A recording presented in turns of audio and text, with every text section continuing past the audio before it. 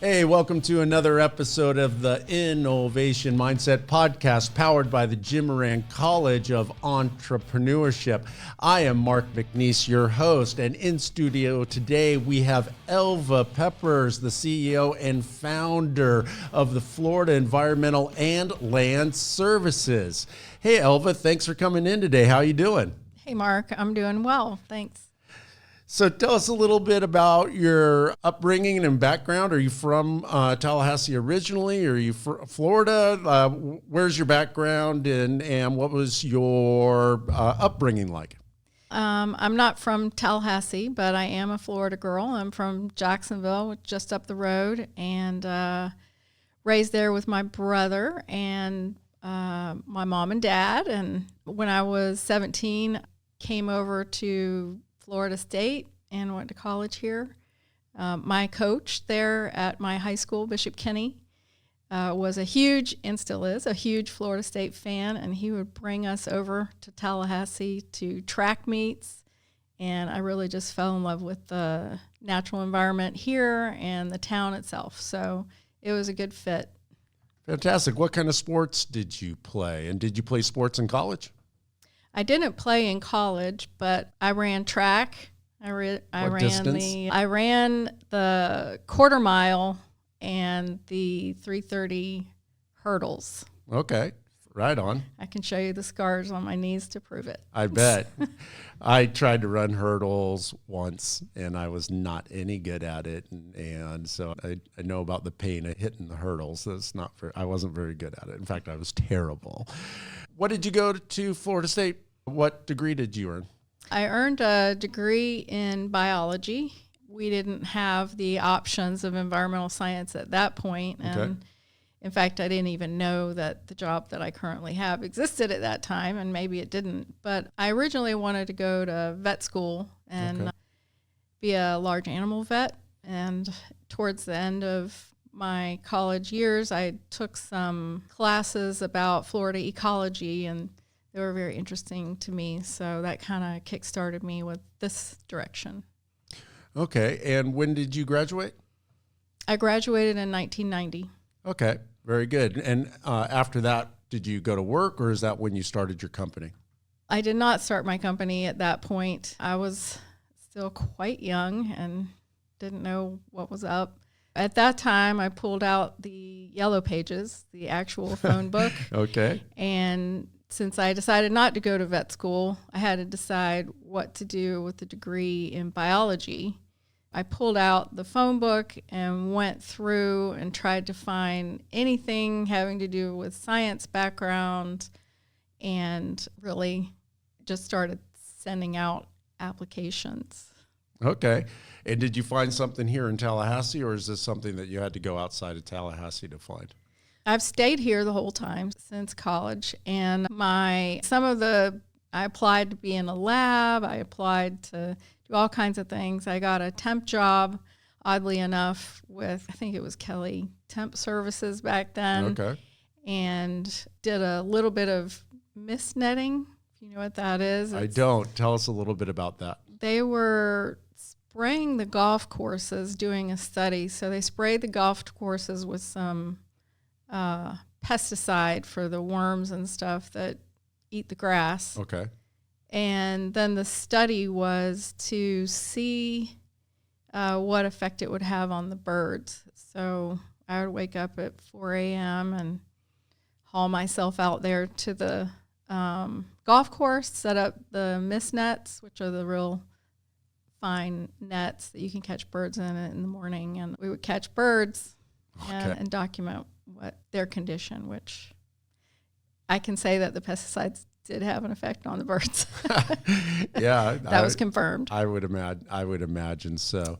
Was that your first kind of job in environmental science? Yeah, I would consider that kind of a temporary job. It was a short stint, but the first real job was for a big firm who came to FSU and did this presentation. I think students get that from other people, other jobs now, and they came and they showed me how this job would involve scuba diving in the Caribbean and doing all these things. Nice. And it was the old bait and switch because I got the job and it was a temporary job, but it was serving a natural gas right away that went from Florida to Mississippi. Okay. Through Louisiana, I want to state. It was right central Louisiana, which is full of swamps and snakes and all the things that you probably can see on that Swamp People movie right now. So no scuba diving in the Caribbean. You were wrestling alligators. Yeah, that was more like it. Oh, geez. Anyway, so I stayed with that job for 4 years, and it was good. It was a lot of the same work, but I learned a tremendous amount.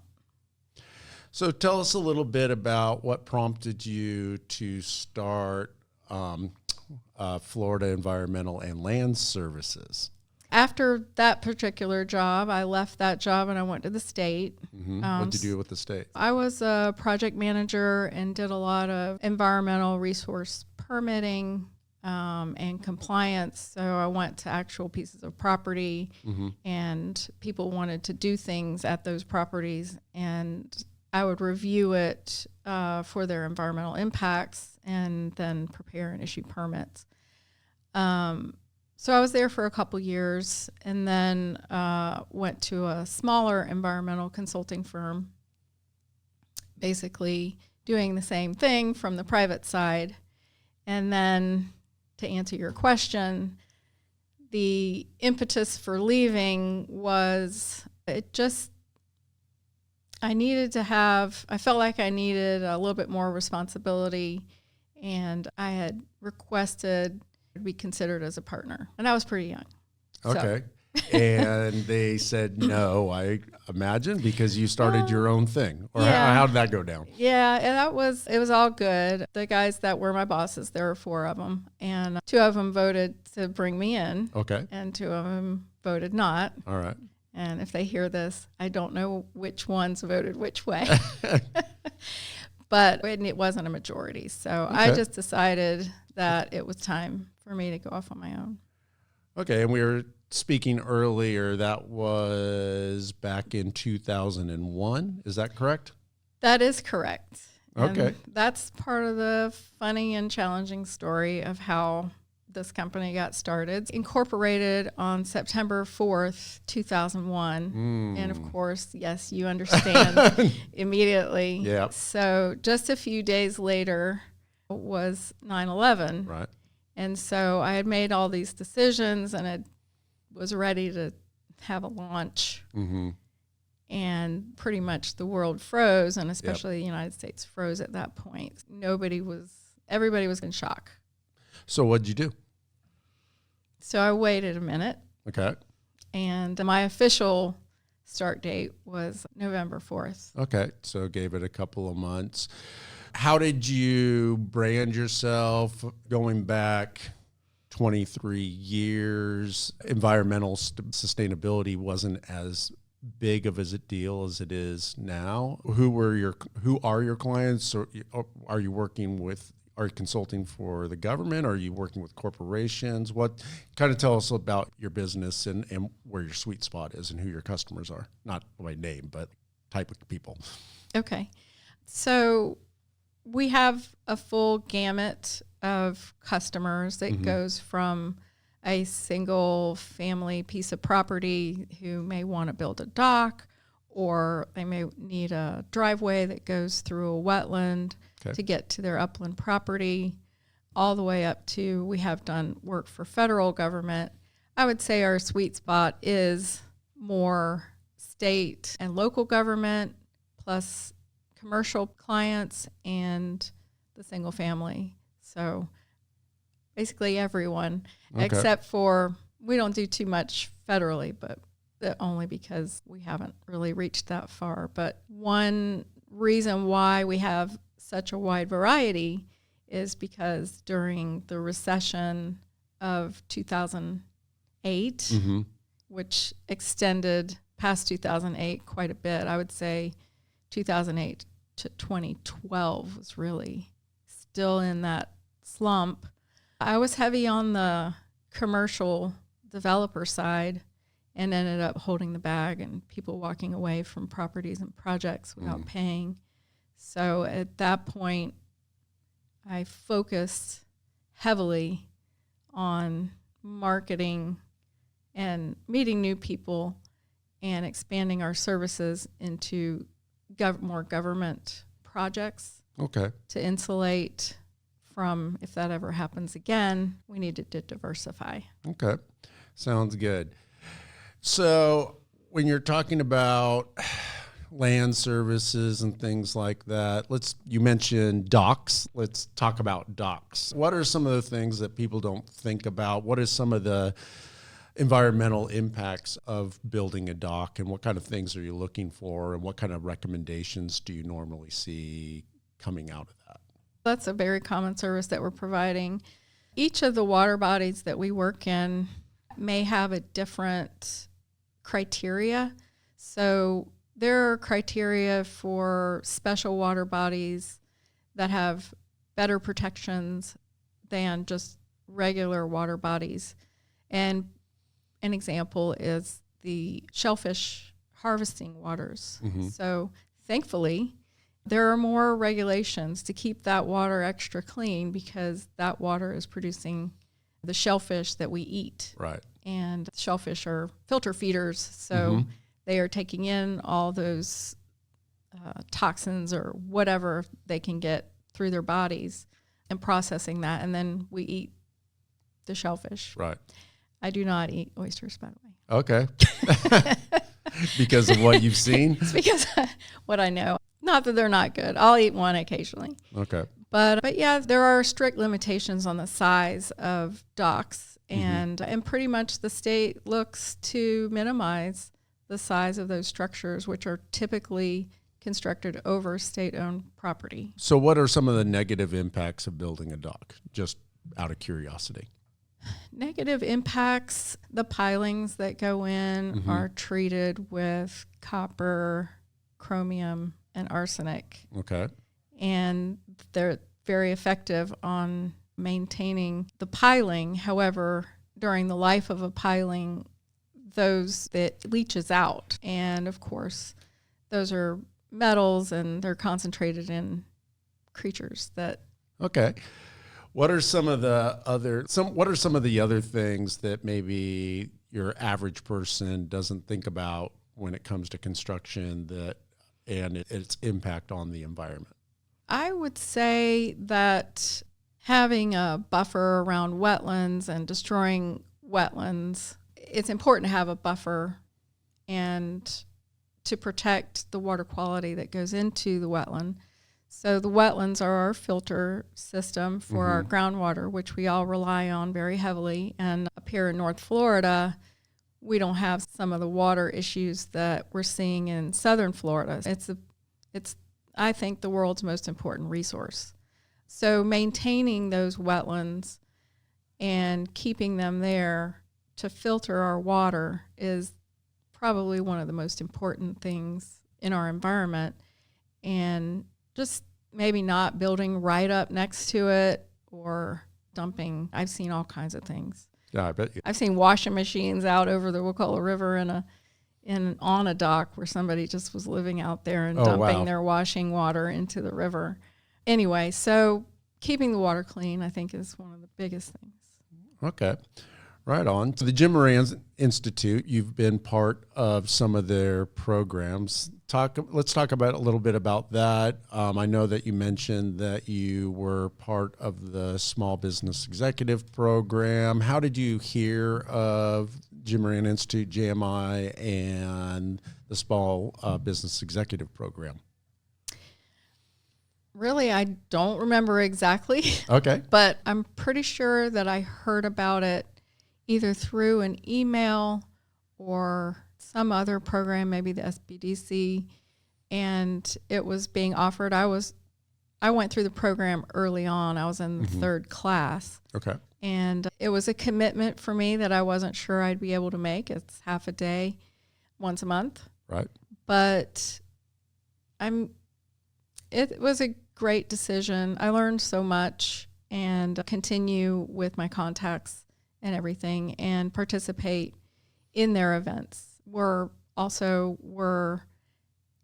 4 years, we've been on the Seminole 100 list. Oh, congratulations. So, yeah. So taking advantage of all their programs is not a bad thing. It is definitely helpful. That's really cool. So I'm doing some quick math in my head that you were class number 3, and I think they're in their 20s now, I believe think. so. So it was about 17 something. years ago or even longer. So did you join? Was it really close to when you launched your business that you went through this, or was it a few years after? No, it was, let's see. It was probably in 2010. Oh, several years after. Okay. Yeah, it was probably in 2010, Okay. 2009. Right on. What are some of the key takeaways that you experienced by going through the program? Was it more tools that you learned, or was it more the networking opportunities? Why was it? How did it bring value to you and your business? And you're obviously still part of it with the peer-to-peer network, which we'll talk about in a little bit. What kind of value did it bring to you? The topics that they covered were very wide-ranging. And as I said, I have a degree in biology. Mm-hmm. I've never gone to any business classes. So that was not something I'm super familiar with. And then, of course, there's all the other things that you have to take into account when you have a business. There's human resource, Right. There's cybersecurity, which whenever we had the presentation about that, I was like, holy cow. I'm glad that nothing's happened to me so far, but then I had to go Right. back and, okay, we need to really do these things. So it gave real life tools for improving the business, and not necessarily in the things you think of as in, oh, we're going to grow our bottom line or do marketing and some of those things that are more commonly thought of. It was more of a holistic approach. Fantastic. And talk a little bit about the peer-to-peer network and what that is and how that's helped you and your business. It took me a while to get into one of their peer groups because they're very highly sought after. Okay. And anyway, I've enjoyed every single one of them. They're a priority for me once a month to just go to the luncheon meetings.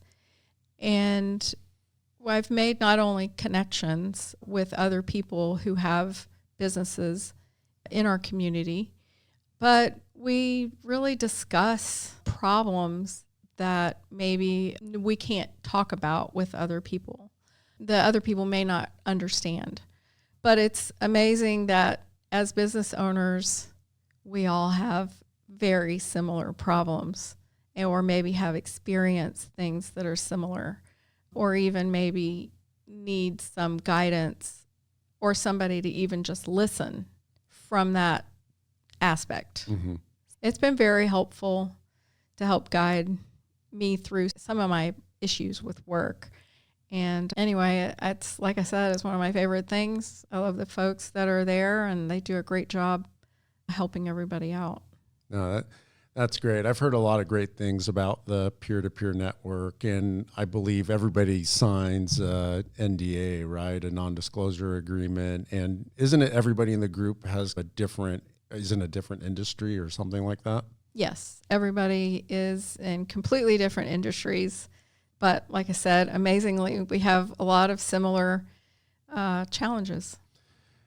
Yeah, I could imagine so, especially cybersecurity and human resources and things like that. Does your company have employees? Yes. Okay. I have about 10. Oh, wow. You have a lot of employees. Yeah, I'll speak from my experience of having employees can be quite a challenge. And it's always great to have somebody that you can talk to about different employee issues and things like that. When you think about employees that you are looking to hire, what kind of characteristics do you look for? Are most of your employees specialists? That's right, specialists. Or is that the most important thing to you, that they have a certain type of skill, or are you looking for a certain type of character? What, to you as a business owner, what do you look for? This has been something that I've had employees of all different types, it seems like. Mm-hmm. Probably my best employees are the folks that really fit well with our organization, are self-motivated, detail-oriented, and team players. It's a very collaborative atmosphere. We work together. We go out in the woods through some not very nice areas. Mm-hmm. Still haven't been at the Caribbean. I was going to ask. Yeah, we've done some diving around here, but that's not the same. But yeah, so what we do is very highly specialized, and we have to juggle a lot of code, federal, state, mm-hmm. and local codes and regulations. So our team has to function at that high level. Folks that really care about quality, producing quality product is probably more of a priority for me than coming in with the knowledge. Okay. I have trained a lot of folks. Some of them are still with me, mm-hmm. and some of them have retired. Some of them have moved on to other companies. But there's a lot of skills out there that we invite people in and put them out there. So if they want to do environmental, we can handle that. Nice. So when you think about your business in the future from where you are now, are you at a size that you're really happy with? Are you looking to expand? I think you said that you're doing business in Florida, Georgia, and Alabama. Is that correct? That's correct. And so are you looking to expand that, or are you at a place where you're like, yeah, I want to just concentrate on that? What's the future look like for your business? We provide a lot of different services, so it's broad what we're able to do. A lot of folks, you come in and they're like, hey, look at this piece of property, and can I do this on it, or should I buy it? Mm-hmm. And we go out there and we find floodplain and wetlands, right, and gopher tortoises and protected plants and all these things. People come to us and they want to know what they can do. So we have all these different specialties that we can accommodate all of those different items and take them through the permitting. So while I'm pretty comfortable with the size of the business, we are looking to grow and hire more people. In fact, I'm actively looking right now. All right, there you go. Are you looking for people with any certain degrees, or are you looking for people who have a scientific background, or is that not necessary with what you're looking for? I think scientific background is definitely helpful, mm-hmm. but I have trained folks who don't have a scientific background. I would say people who are really and truly outdoorsy, have a innate understanding of the environment, who've spent a lot of time actually outside. And I'm not necessarily talking about outside at Cascade Park or right, something like that, but really in the natural environment. I've found that those folks understand, and even though a degree is helpful, mm-hmm. it's not a requirement necessarily to learn how to do these things. All right. Please let me know if you need anybody to scuba dive in the Caribbean. If that position comes open, I'd like to throw my hat in the ring. I will keep you in mind. I appreciate that. At the end of the podcast, I always love to ask the guest for a little bit of wisdom. The question I ask is, if you could go back and tell yourself one thing before you started your business back in 2001 on September 4th, and you can't say don't do it before a terrorist attack. So something else besides that, what would you tell yourself? I think that the biggest thing is there's so much to learn when starting a business, and it just seems really overwhelming. So I lacked confidence. My goal was to start my business by the time I was 30, and that seems so young now. Mm-hmm. But I did start it when I was 32. Okay. But the confidence, I would say, and really the drive to do research and get the answers to the questions, that I would have probably been a little bit more aggressive with that. Right on.